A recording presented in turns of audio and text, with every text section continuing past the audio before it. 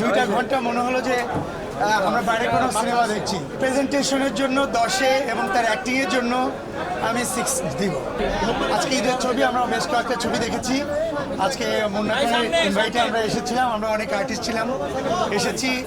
Seriously বাণিজ্যিক ছবি বলতে গেলে যেটা বোঝায় গল্পের টান উত্তেজনা, ক্লাইম্যাক্স, রোমান্টিক গান থেকে শুরু করে আইটেম গান থেকে শুরু করে সবকিছু মিলে খুব টান উত্তেজনা ছিল। মুন্না ভাই সুপার অ্যাক্টিং করেছে, ববি আপু, মিশা সওদাগর তো অলওয়েজ, মিশা ভাই মানে লাজবাব সুপার অ্যাক্টিং করেছে মিশা ভাই। আর আমাদের Badrul Alam Khokon sir super screen play ছিল সুপার। আমরা টোটালি সিরিয়াসলি আমরা টোটাল গল্পে আটকে ছিলাম। পুরা 2টা ঘন্টা মনে হলো যে আমরা বাইরে কোনো সিনেমা দেখছি। নায়ক মুন্না ভাইকে তার প্রেজেন্টেশনের জন্য 10-এ এবং তার অ্যাক্টিংয়ের জন্য আমি 6 দিব। 10-এর 6 ভালো ছিল, এন্টারটেইন ছিল মুন্না ভাই। হ্যাঁ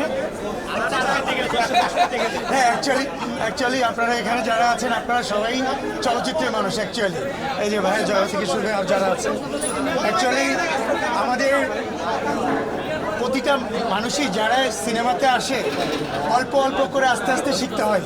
এটা এমন একটা জায়গা, এই জায়গায় সবাই চাইলেও একবার অনেক কিছু শিখতে পারে না।